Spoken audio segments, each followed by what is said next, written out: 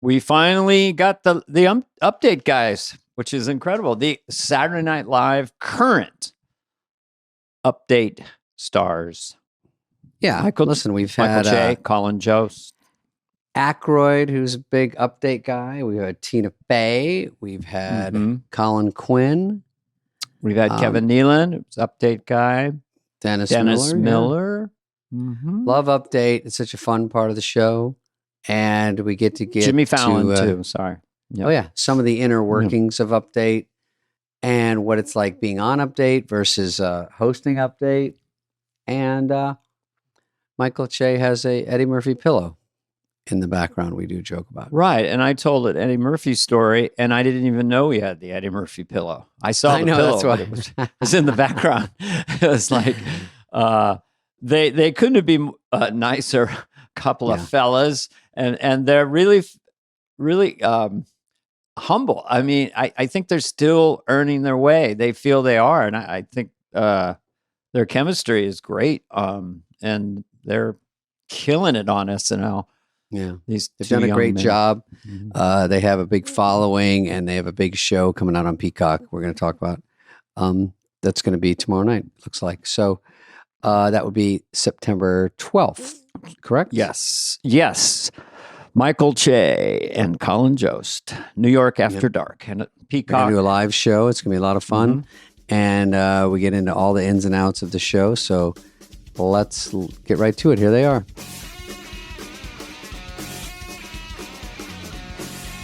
You do not wake up with that hair, do you? Like that? I just got a haircut, but I go to sleep with it and don't do anything. God, so I kind of wake up with it. Dana and I are going to spend a half hour after angry about this. I tried to get height because I knew Colin was going to bring it.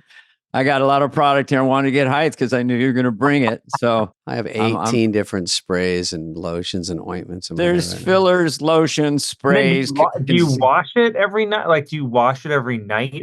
How do you do it? I don't anymore. I wash it every 4 nights. Thank you. That's a good question. Thank you. Because I'd strip it down and they didn't Is say Michael that was relating wrong. to this at all? Next day hair is the best hair. We just had to talk to a wardrobe about like what we're wearing for this thing we're doing this week. And I was like, what's Michael wearing? And she was like, you know what Michael's wearing. He's wearing a hat and he's wearing a hoodie. Met him. I was like, oh, right. Yes. Is that for the special? I've worn a black t-shirt for 150 podcast episodes. Yeah. I like having a uniform. I don't want to think too much. There's some kind of magic with a black t-shirt and the white comedian. I don't know what it is. But I don't know if it's a Carlin thing, but it's like yeah, it is. It is, isn't it? There was a comedian who had a joke that he was like, I'm on a diet. It's called wearing a black t-shirt. That's why Dana does it. Like a towel. Exposed. No, Dana. It's a little bit Carlin-y, early Carlin. He did some specials in a black t-shirt. I don't know. I have no brand and I don't have much of a personality. Yeah. Our guests today are Colin Jost and Michael Che. Let's do the thing about the show up front first. We want to, and then we can circle about to it around. Okay. So is it September 12th? Because I thought you said this weekend. That's Thursday. Thursday, yeah. That's not a weekend, right? Thursday, no. Thursday's just a day. Mm-hmm. Yeah. So Thursday, September 12th, Friday these guys light. are going to be live because they can only do live. It's in their contract. Yeah, right. Is it going to be live? Colin Jost and Michael Che present New York After Dark. First question, 9 p.m. Is it twilight or is it dark? I'm not saying it really matters, but is it after dark at 9 p.m. in September? Is it a lie in the title already? Misinformation is the word of the day. Okay. 9 p.m. Eastern. It'll be dark. I'm going to predict it's dark. Yeah, I think so too. 6 p.m. Pacific. What time will it be on in Hawaii? By the way, that was a real gotcha question about the title. We're really drilling you. Hawaii, it's going to be live at 3 p.m. Hawaii. Mm-hmm. Okay, we got 6 viewers over there that want to know. American Samoans watching. It's a breakfast show. You have to get up pretty early. Pretty early in American Samoa. Yes. Well, okay, so here's what I'd want to know, honestly. What is the show? Really? Well, is it an hour-long update or no? What is it? Oh my God, no. No, I didn't think so. Okay. It's really it's just a evolving event. It's not written yet. Evolving. It'll be written. It's very Saturday Night Live. It's like 6 months away in your guys' heads, even though it's like in 24 hours, right? SNL is all about just a month is like 10 years away. So you'll get down to it after this podcast. It is weird that you can never write ahead because you're just putting out fires the week you're at SNL. So you're never like, everyone's like, well, you must write ahead a little bit if you know someone's coming, and you kind of don't even process anyone that's coming beyond that week. No, anything you think of in August would never possibly make it to the show. Even though 2 weeks before, anything you think of will never, ever make it to the show. Yeah. I don't know why that I would always take a sketch idea and go, I'm saving this for Michael Keaton. And they're like, dumb idea. Anything good, get it out. But we had like 200 white male hosts in a row. That was like, our problem was like, there was no, every host was like the next guy. So if you have a generic sketch, you're like, we just wrote it for Jeff Daniels, then Tom Hanks, then Alec Baldwin. You know what I mean? So it's very hard to go. And then you have a female host, but you try to mix it up. But it was hard to write different things every week. That was my excuse, by the way. Check that hair. I don't think it's much different now, though, is it? Yeah, you got a pretty mixed bag, but it was more just about bad writing on my part. In the pitch meeting, Lorne goes, David, anything this week? I go, nothing for you, Tom Hanks. Sorry, I'm saving a couple of winners for Alec Baldwin in 3 weeks. Oh, that's nice. Okay, David and I toured together, and he was my opener, one of my best openers. Oh yeah, and he wrote some jokes for me, or added on to the Grumpy Old Man sketch. So he's self-deprecating. Who's the more humble between you two? Who's the more hat and hand eye? More humble. True or false? Has any of you ever said to the other one after the update, if you ever do that again, I'm going to kick your ass? Mm-hmm. I was something toward that. Yeah, I think jalapeno business. I was pretty furious about that one. You were just upset that it worked so well. The punchline. Well, I remember in run through when you did it, because I never heard it before. I don't remember what the setup was, but the punchline was jalapeno business, and I was like, if you tell that joke on air, I'm leaving. I'm quitting this show. And he did it on air, and it destroyed.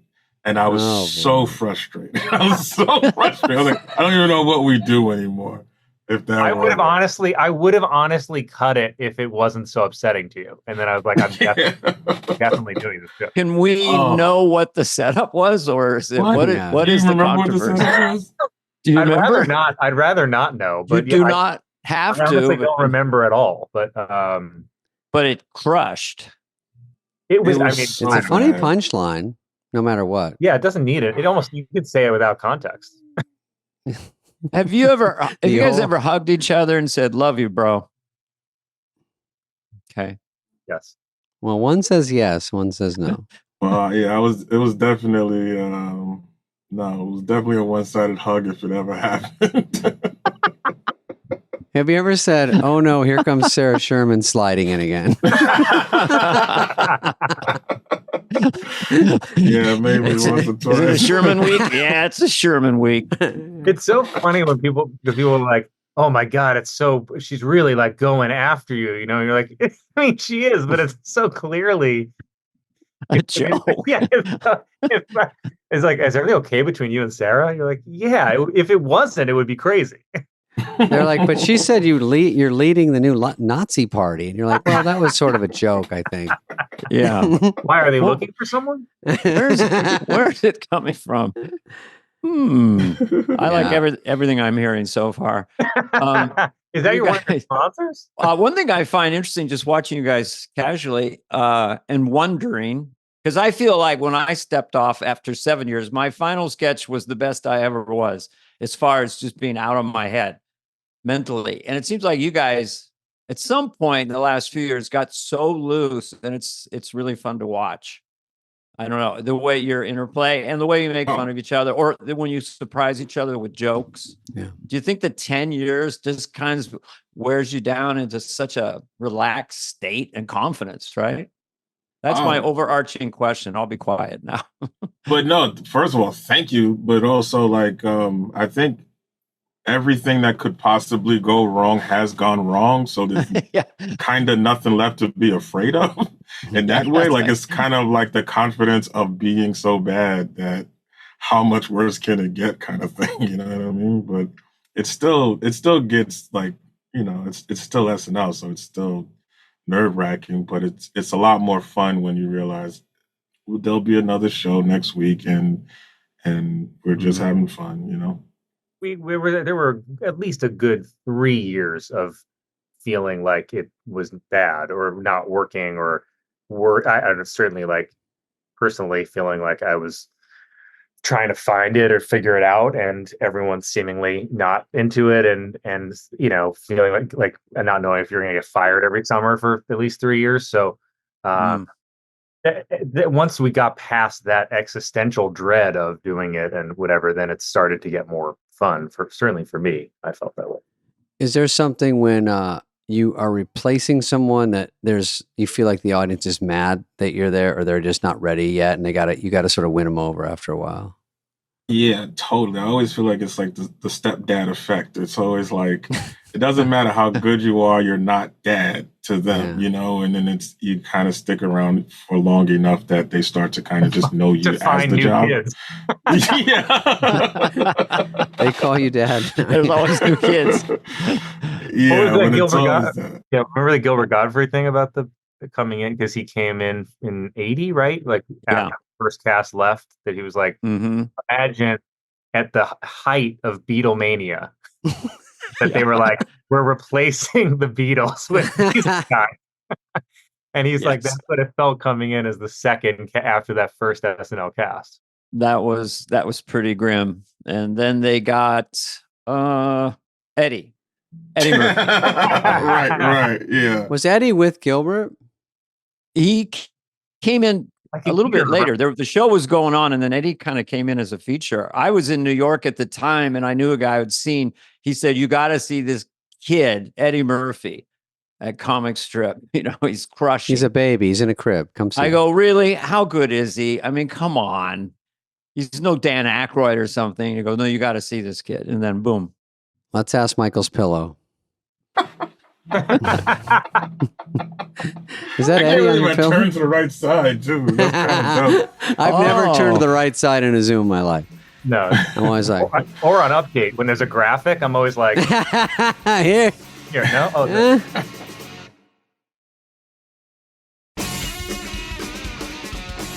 no. I'm curious here. You guys, like, do you have an overriding sort of producer that's helping you with everything? Or do you actually produce, like, because casts will come up throughout the week, right? And kind of go, I got an update idea, and who are they? Yeah, who do you blame when you kill a bit? You know, I mean, everyone loves to slide in and be front and center with you guys at this point. They got hats on, they got props. I mean, some really they got hats on. Well, they're playing Eskimos. I don't know, you know, they're just hiding guard, and they're doing some very creative, potent stuff. Yeah.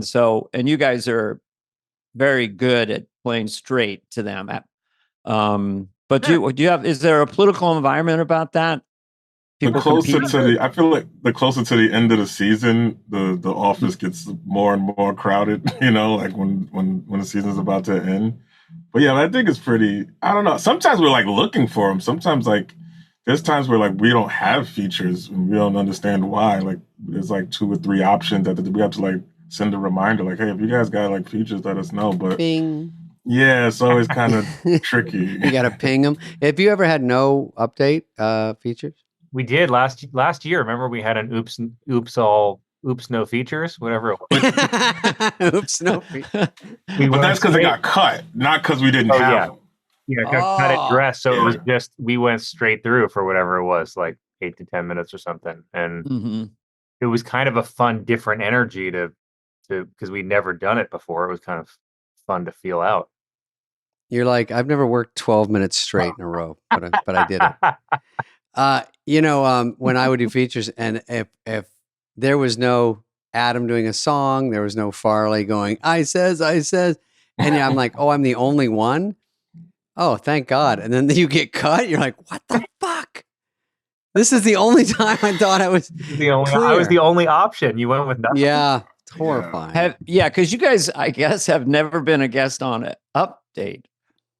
Jay did one feature there where he rolled around to the other side. Oh, that's right. Basically endorsed Japanese style toilets, if I remember correctly. Yeah, I got a bidet. I was really excited to talk about it, but I couldn't find a news setup to get into it. So I was like, can I just do a feature where I just talk about it for 2 minutes? And I got to do it. It blew my mind.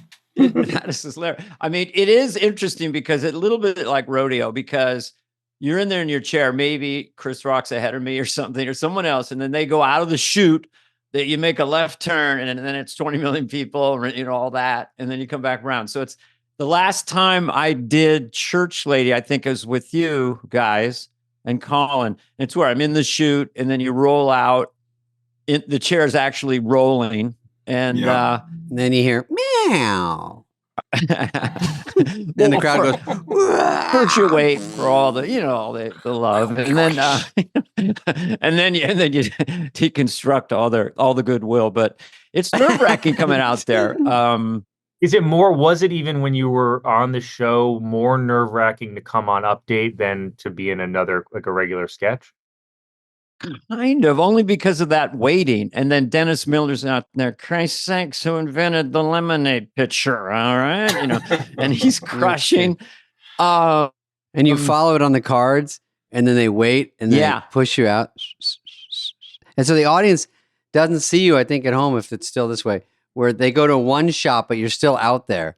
And so the crowd starts to get something's happening, and it kind of does it throw that last joke? Because they're looking at sometimes, especially if it's Bowen's coming by in a giant moth costume. Exactly. That's hard. Wait, what's this going to be? And they're half listening. Yeah, you're like, no. Hear this one last thing I have to say about Hillary. You're like, this Bowen. Hang on. Okay, bring him out. I have to say that if the Update's not going slow, it's a little less nerve-wracking. If Update is crushing, and maybe the first guest is crushing, it's a little more okay. But if it's a bad night, it's less nerve-wracking. Dennis Miller, I think, said, "Get him next time" to me or something on air. I'm like, God damn, dude. Oh my God. Fucking broken bat single. Dennis saw my cards being, because they flipped through the cards during the break or whatever. He looked at my cards and he thought, Christ's sakes, Carvey, I thought you were going to go down in a heap of dog do. There's not one joke in the bunch, Because he's a great joke writer, and mine's more rhythmic. But so, how many Spade in Americas did you do? Do you think Spade in America? Thank you for bringing that up. Yeah. I thought it was called the Hollywood Minute. But no, after I left. Yeah. Well, after whatever. Did you do it? Did you first do it on SNL? Yeah. No, it was just when I was leaving, Lorne was missing me, Adam, and Chris. Everyone kind of left at the same time. So Lorne said, "Why don't you stay? Why don't you stay and do?" He was petting me like this, and then he goes, "You can just do a 5-minute segment a week, and it won't be Update. You just do whatever you want." I don't know why I never tried to Update, but I said, "Okay." So he goes, "You can do field bits. You can do anything you want." So we just named it something stupid, and then they gave me one writer, and I was sort of separate from the show. So I did a Hollywood Minute once, twice, but I went to the World Series. I did field bits, which are fucking way harder than I thought. And, 8 hours of shooting for a 2.5-minute bit, maybe.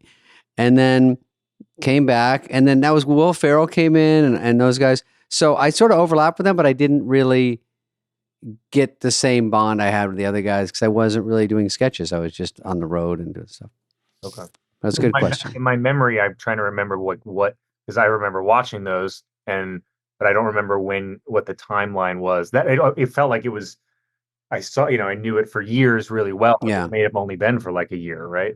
It was just 1 year. And other than that, it was just fighting for Update bits. And we did love doing Update. Like, you were saying. It's funny that you're on the other side of it, and Dana and I did a lot of update bits. It's so fun, but it is scary that last few seconds when you're in the dark, and then you go, if I just go there, it's 20 million people. I'm going to get there soon. But yeah. Or you could just walk out and go, ta-da, and you'd be on camera. But it's hard not to do that. It's like a psychological thing. Does it ever matter, like, whether it's something that you've done a bunch of times or it's something that you're trying, like the feeling? Is it more or less nerve-wracking either way? Well, I think if Dana was doing Church Lady, I think he'd be more confident. But if you're doing a new bit, it's scary because you have to sort of get him to bite within 1 or 2 lines and run with it. Like if you come out in a costume, they kind of know what you're doing. I think I got pushed out. I was Jeff Foxworthy. And they kind of were it's already funny because you've got a little look. And I have an accent. And then I think I was saying, how do you know if you're a tornado or something? At first, it was an AIDS joke. This sounds horrible. But I was like, if you have it, you might be the AIDS virus. And so I changed it to Ebola. That was a big discussion. Correction. Yeah, because Downey, and of course Downey was probably the one going, just do it. I'm like, Downey, you're always the one pushing us out there and daring us. And then guess who gets fired? It was not you. They're like, he's always, a year later going, Spade was a good kid. He was a little too rough on the edges. And I'm like, well, that's when you told me. No one so we changed at home is like, I bet that was a Downey. It's only writers later that go, was that Jack Handy or Downey? So overall, it's fun. Not to take over. It was fun, and it's very scary, and you want it to work. Lorne's thing is, I don't know if he always said this or not, but his view, I guess now, is like that you can't be a star on the show if you can't be a star on Update, like coming out and doing a feature. Like it's really rare for someone to become a star if they don't score in a feature on Update. But I don't know if that's always been the. That's interesting. I didn't hear that. He just told me where you live is important. So it was, and he also said about stars that are in too many movies. Well, what I've learned is they can't miss you if you don't go away. That's like, the minute you get hot, you can feel yourself getting less hot. That was a good one. Also, following his rules, there's like no way to actually live a life. Everything. If we wrote down all 200 rules. Oh, there's so many. They're brilliant. Some of them just make you think. Yeah. Have you heard this one? And I've said this before, but I thought I can't even believe it's Lawrence. He says, marriage is a prison that everyone's trying to escape into. He just has all these things. I don't know where they come from, but my dad said marriage is the only game that 2 can play and both can lose. I was like, Jesus. It's right after divorce. Thanks, absentee dad. He also said, the fucking you're getting isn't worth the fucking you're getting. I'm like, thanks, Dad. It's my 4th birthday. Can we just eat the cake? But I think that's a great thing to say about Update. Like, they have to buy you on your own, not in a sketch. You know what I mean? Like, just we like you or we don't. Yeah. And that's kind of an interesting thing to say. I agree. And I've never heard that before, actually. That's a good one. Even if you made it up, I like it. I had a reverse thing because Church Lady had her own set and was in home base. And then sooner or later, it's where characters, when they have less heat, then they pop out. They go to die. But Church Lady doesn't have a set or a show all of a sudden. She's just rolling out, so. They go, weren't you the cold opening guy? And you're like, he had a giant set. He had a theme song. He had movie star guests. Now he's just next to Colin for he's got 1 minute. The wig is not like the original wig, no matter how hard and how great that staff is. It is you never get back to the original wig. But I just want to clarify this one thing, that you guys do literally surprise each other during the live show. Yes. You play practical jokes. Yes. And when did that start? Because I think that really creates a lot of big hook. Yeah. It's huge because it goes to your relationship and all that stuff. The first version of it was, we had a lot of jokes that were like way too harsh. Like the audience just wouldn't laugh at. Oh, on the other guy. It was just way too hard. Yeah. They just wouldn't laugh. Like we would think they were funny, but just the audience would just die. So we were like, well, one Christmas, we was like, well, let's do a grab bag where for Christmas we give each other a joke that was too harsh for air, but since it's Christmas, we get to tell it anyway.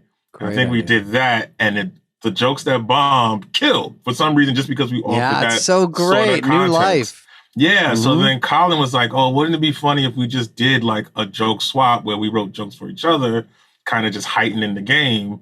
And that's kind of how it started. And so I'm thinking he's trying to set me up, and he's trying to write jokes, like, to get me to write like soft jokes so he can write harsh jokes. So I wrote really harsh jokes, and he did not write harsh jokes. The first one, I kind of just like overshot it, and then it just became what it is. Yeah, I think it's really interesting the idea of clarity, that when you did that little setup for it, then the crowd went crazy. It's a sketch writing, it's stand-up. Anytime I watch young stand-ups, it doesn't go over, I go, they're just not quite sure what you were going for. So it's I mean, even like in stand-up, we could talk about a sketch idea that bombed at dress rehearsal, and it can be really funny when you're hearing it. And people are like, how is that not on the show? And you're like, well, we definitely tried. And it was pretty clear non-response. Yeah. You guys have that lane. You're currently on SNL. And so, you can talk all that. And that the audience is obviously going to lean forward about that inside baseball. This is the greatest joke I ever got for Update, and they wouldn't let me do it. And you're like, okay, what is?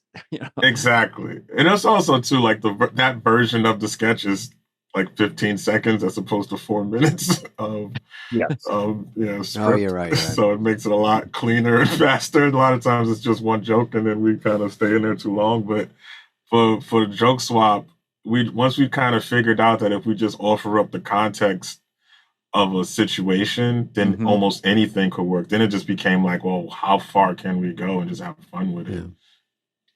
Dana, I don't know if you remember, I had a dirty bit on Update, and I was so sure it was going to work. This is so horrifying. Here we go. I don't know if you guys go. I don't know if you guys go to read through, but at read through, I do it. It's basically it's dirty, so it's like different ways of masturbation. So I'm like, oh, who was it? Buddy Wackett. I did all these ones about the Yankees, and then we did Tommy Boy that summer. It didn't even get past read through. Yeah, that was in Tommy Boy. Yeah, so Cameron Diaz, what the jokes were about her. Maybe she was the host or something, and it didn't work. And I was like, "Fuck!" And then in Tommy Boy, I go, "Hey, can I cram these in here? I'll give them to Farley." And it made no sense in the scene, but the movie's about brake pads, so we're like, let's just let's take a break from talking about riveting brake pads. Yeah. And so we put those kind of things in, and then it's so rare to find a new home for it. But like you were saying with your joke, made me think of that. Like you just look at it from a different angle, and you go, "Oh, maybe this will work." Bada boom. By the way, both Tommy Boy and Trading Places, I would argue, and also both the Dan Aykroyd moments, but both have plots that you would in no way, like third acts that you would never think are going to land in a comedy. One is Orange Futures, right, in Trading Places, and brake pad merging schemes in Time Boy, and they both work really well. You're like, whoa, how did those get pulled off? Yeah, even a pitch would not have been greenlit. I think it was greenlit first, and then they're like, a movie about brake pads are like, say no more. In Ohio. You're right. Usually broad comedies are really straining in the third act. Like, just get this fucker done, man. Because we've done all the jokes. They're kind of smarter plots than you would expect. And I feel like it's a good example of the audience will go with you for if it's actually well thought out. Yeah. Some movies that are good and funny, I don't remember the plot. You know what I mean? I just go, they go, what was that? I go, what was the pitch? I don't know. I just thought those guys were funny and the movie's funny. And I'm like, it's got to be something wispy.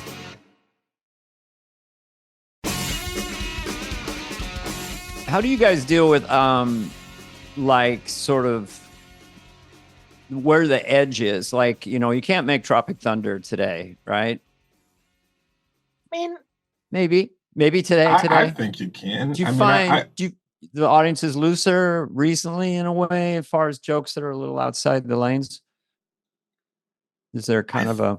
I think it's sort of like I think a lot of times it's us, like just people in the industry kind of fear what is possible by backlash, but so we kind of like pull back and then blame the audience for what we think the audience is going to react. But I think people are the same as they've always been. They just want to laugh. If it's funny and they trust that you're being fun, I think like you could get away with a lot if you mean well. Yeah. If you mean well. Where it's coming from, like what is whether the intent is rarely what they think it is. Like most comics are just saying, even if it sounds horrible, you're just trying to get a surprise laugh or get something. You don't really mean anything. You're just like, this is a curveball joke, and then get the blowback. Yeah. What's that? Maybe out of desperation. Who knows? It could be anything. Of course, that's most of my bit of that. Yeah, I think you do get exhausted trying to second guess yourself, and I don't know the first person to say, "Oh, you can't say that," or we can't. Well, we couldn't do that. It's so funny, But I do think you get exhausted by that notion, and then you just start just saying whatever you want. Wait. By the way, Michael, go ahead. Made me think of because when I went home to Staten Island like a little while ago, I saw that I had VHS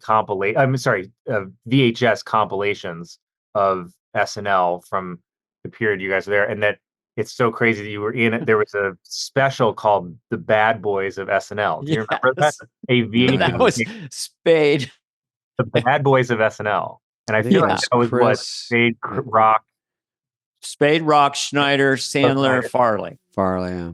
I think my first memory of SNL was my family. I don't know if it was the 20th anniversary or 20 something. It was like some compilation show that was on, and they was showing chopping broccoli, and I could not understand what was happening at all. I don't blame you. I don't get it. It just sounded funny. And everyone was laughing so hard.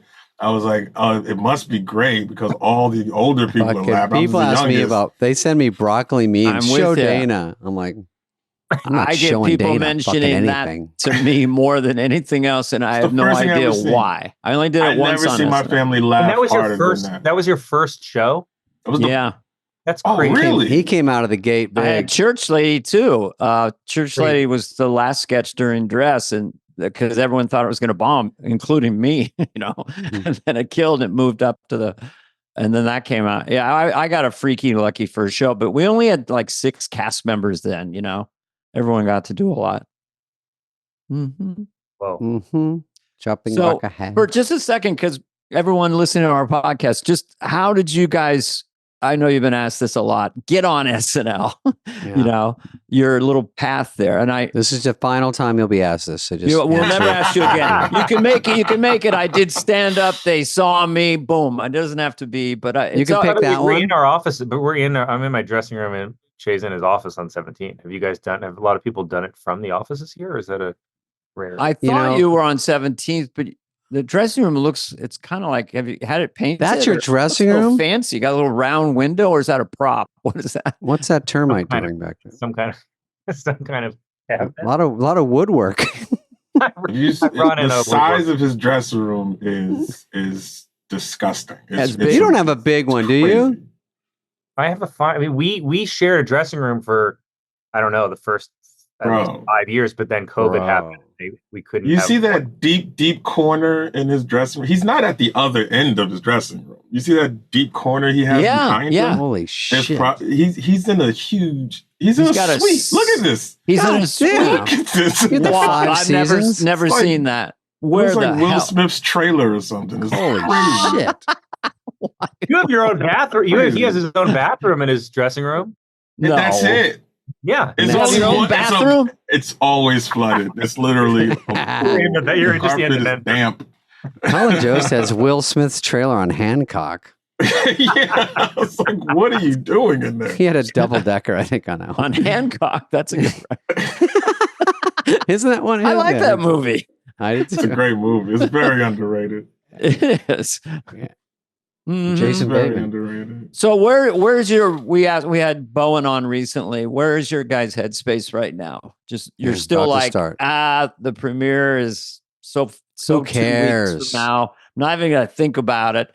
We nervous? barely thought about this live special we're doing on Thursday. How long is the live special? Is it an hour and a half? That sounds right. That sounds. Ish. Oh, it's live. Okay. Yeah, and they give you a chunk of time, and they say you guys. Obviously, it sounds funny, and you guys can put together a squadron of. It's going to be you guys plus guests. Surprise drop-ins, Jerry Seinfeld. Right. No, we don't know yet. Drop-ins, Chris Rock. No, we don't know yet. Oh, I'm just saying. Wish I'm list. helping you guys. Lower. Barry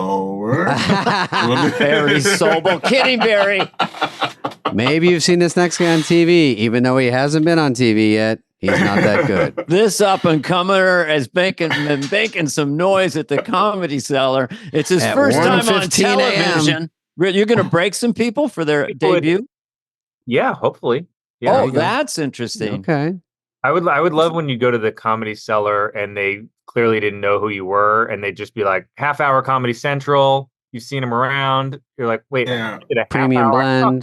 They just make that up. But I feel like someone still says it, like half-hour comedy. I don't think they've done it. Yeah, VH1 stand-up spotlight. No one's ever seen it. He's young comics. Even at clubs and colleges all over the country. Clubs and colleges. Has open for Heidi Gartner at the Wilshire Comedy Playhouse.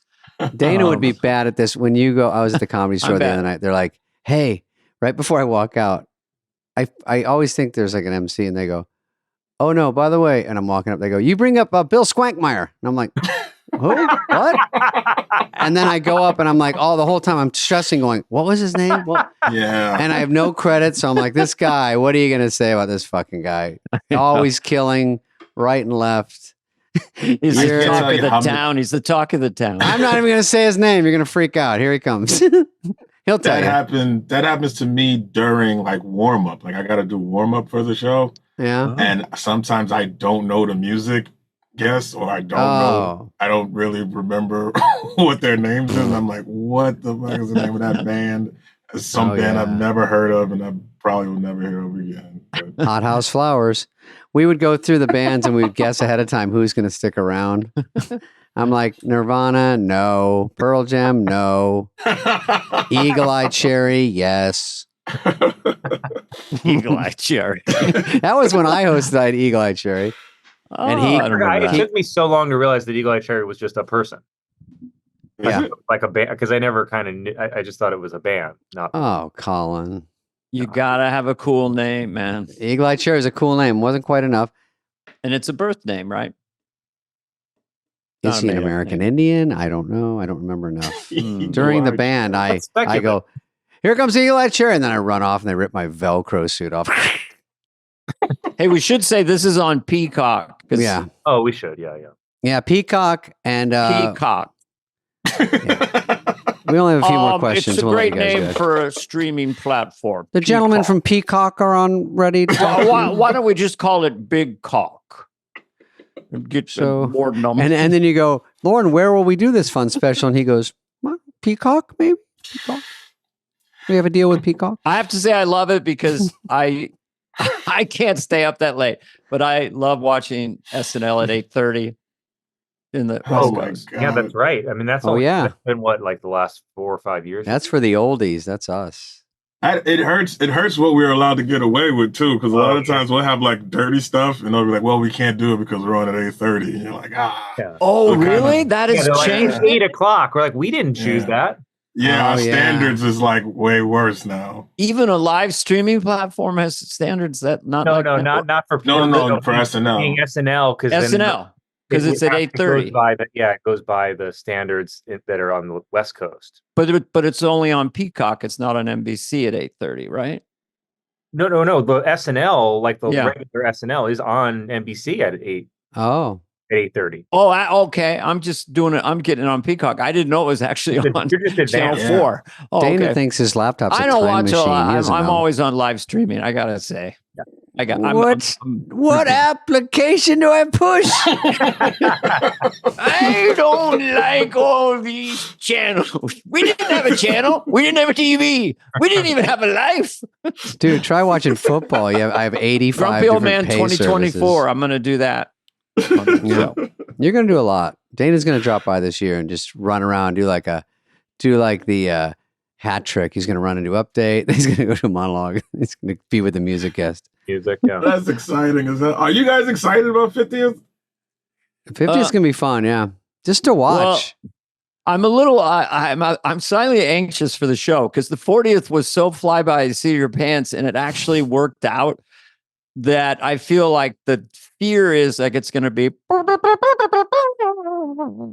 because if it was the band part will be good. Well, and then how big it is, right? Like gigantic concert at Radio City Music Hall on Thursday when we'd all want to be writing and doing stuff. No, when is the concert? I thought it was Sunday. On Thursday, and then the show's Saturday. No. Oh, it's Thursday? I don't know what. It might be Friday. It might be Thursday or Friday, and then I think the show is Sunday, which I've kind of. Oh, I think it's actually Sunday. Sunday. How much have you written of that, Colin? Oh yeah, like just like 30 sketches so far for that. I remember I saw Higgins when I was at the 40th, and I go, I like the people, like I know some SNL people that call me and they go, who would I call about what sketch I want to pitch them for the 50th? I go, it won't be on. Don't worry. You don't have to call them. I said, I don't think they're going to accommodate every 700 cast members and say, well, what do you want to do? I think you get the biggies and then, yeah. I want to do Wayne's World, and we finally acknowledge our age. You take the wigs off and it's gray wig. Hey, Wayne, we don't look the same like we did before.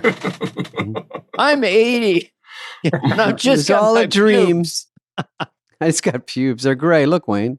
Anyway, yeah, cutting at the 40th, cutting to Lovitz during the In Memoriam was so. Yeah, you know what he said the other day? He goes, they want to do that joke again. I said, once is enough. I go, I would do it, dude. I said it might and will be the only airtime. Just take it. It's gonna, and it gets a fucking laugh again. He loved it. Every time they cut to him, it was a laugh. I'm alive. Hello, jealous. Yeah. All right, we gotta let these guys go. Go ask them one more question, then. Yeah, I feel like we've answered 0 of your questions, but not really. You guys are. I don't know. I mean, when I'm on these shows, I always feel like artistic people have a thing in their head that they're imposter syndrome, or they're not that good. And I just want to say you guys are incredible on Update. And really nowhere else. Really great. And I don't know, I maybe I'm corny, maybe I'm Mike Douglas, maybe I'm Merv Griffin, but I do like telling people that and it's always sincere. But do you guys have, when you come on to SNL, it's been 50 years, and there was Norm Macdonald, brilliant. There was, Tina, and so there is this giant canon of brilliant people, and you guys are right up there now. So, I mean, I put you in with anybody. Oh man, come on! I really, even if you're lying, I'm not saying the first year I thought that, but I'm saying as you guys have progressed, you wouldn't have made it this long if you weren't good. And progressed. Now we saw some when we were there, and we saw some before we were there. So yeah, I mean, everyone has their opinions, but 10 years is a great run, and they wouldn't be doing it if it wasn't killing. I'm just, when you guys come on, I'm happy. I'm intensely relaxed. Because I just feel like this is going to be good. That means the world from you guys. That's insane.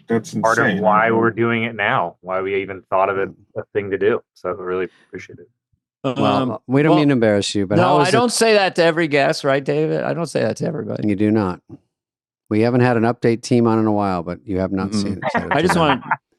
I just was a casual observer, and then I'm like, damn, these guys are getting fucking good. It's like really good. Listen, we're mad about it too. Now, if you guys, we're actually kind of angry too.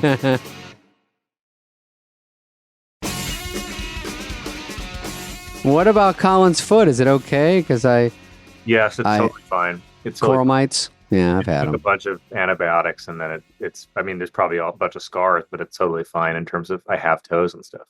Did you walk on coral? Is that what it was when you go in the water? I surfed and hit coral, and then I was barefoot for the next 5 days in dirt and sand, which was a bad combo. It was funny that the Olympics were that far away from the other Olympics. I know. We now go to Tahiti. It was stunning. But did you actually needed to know the time zone difference and when it was aired? Yeah. Can I ask you a surfer question? No, for the final with the two dudes, they're out there on the surfboards talking, and there's just no waves. I mean, there was a wave, and then it's like 15 minutes. It's the Olympic final where we're going to crown a champion. They're on their boards in the water chatting for 15 minutes. There were a couple people I thought who really got screwed. Like I thought John Florence kind of got screwed. Like Jack Robinson beat him, who was great, and obviously a very deserving that he moved on. But like John kind of was waiting because the waves were so good, and then they just died for 10 minutes, and he never got a chance at another wave, which sucked. And also Medina a little bit, Gabriel Medina, he got one great wave and then never had a chance at it. So I feel like those guys both kind of got screwed. That's right. I noticed that he got one great wave, and then that's all. You just want it to be monster waves, but it just doesn't always happen that way. Mm-hmm. But it was crazy to be out there in a boat and watch. One day it went in the morning from being like 4 to 6 feet high to 18 feet within, 6 hours. It was nuts. Mm-hmm. What's the biggest wave you've ever surfed? Because Staten Island doesn't have a big surf scene. Big scene. It has a great, if you're looking for hypodermic needles in the surf, it's got a great. I would go to Montauk around here if I go. I mean, I've been in probably 10. I've surfed like a 10-foot wave is probably the most I've ever done. I'm not. Are you ripped? I mean, most surfers I find are just ripped because they're just constantly out there paddling. I'm not. So, I don't get to. I mean, you don't get to do it. City, so but Michael's nodding that you're ripped. I don't know Update? He's definitely ripped. Well, he's in that chair. He's got his abs on the whole time. I sit on one of those balls, those Swiss balls. You're like this. Welcome to eat. We know you're relaxed if you do that on one of those Swiss exercise. We'll know you guys are okay. How much longer can we have you guys on Update? You got outside projects. You're doing game shows. You're doing stand-up specials. So now there's no reason to leave, right? You can just kind of come and go. There's no reason to stay either. I don't know. If you can just your retirement? I never said Spade. I'm trying to do filler. I just wouldn't leave.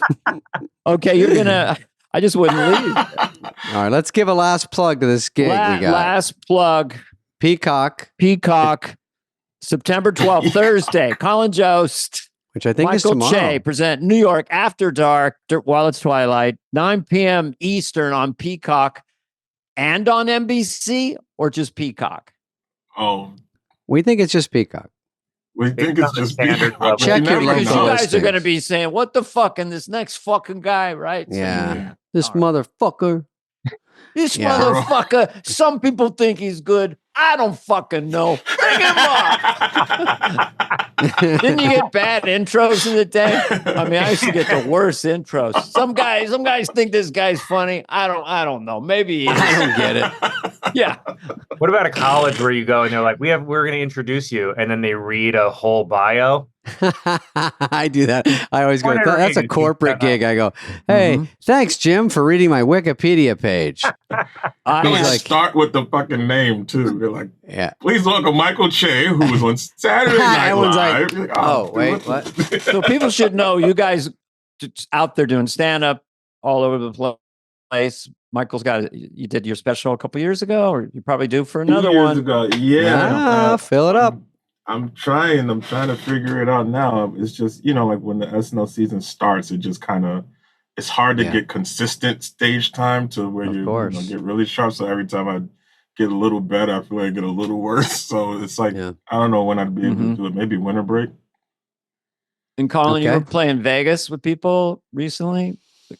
Yeah, I kind of I had to switch up a lot of the summer because of like some family stuff and planning and stuff, and so I had to move a lot of dates together. But I did a run all over the West Coast. I mean, I love doing it. I wish I had a little more time to do it. And for a corporate date, what is your price? Yeah. And if you can write your own intro, will you take some money off? Okay, guys. Anyway, thank you very much. It's been a pleasure. You guys have a nice show. I'll be watching. You guys are great. We'll see you on the Peacock. Thank you guys so much. Thank you guys. Very nice to talk. Enjoyed it. This is so Our cool. pleasure. This has been a presentation of Audacy. Please follow, subscribe, leave a like, a review, all the stuff. Smash that button, whatever it is, wherever you get your podcasts. Fly on the Wall is executive produced by Dana Carvey and David Spade, Jenna Weiss-Berman of Audacy, and Heather Santoro. The show's lead producer is Greg Holtzman.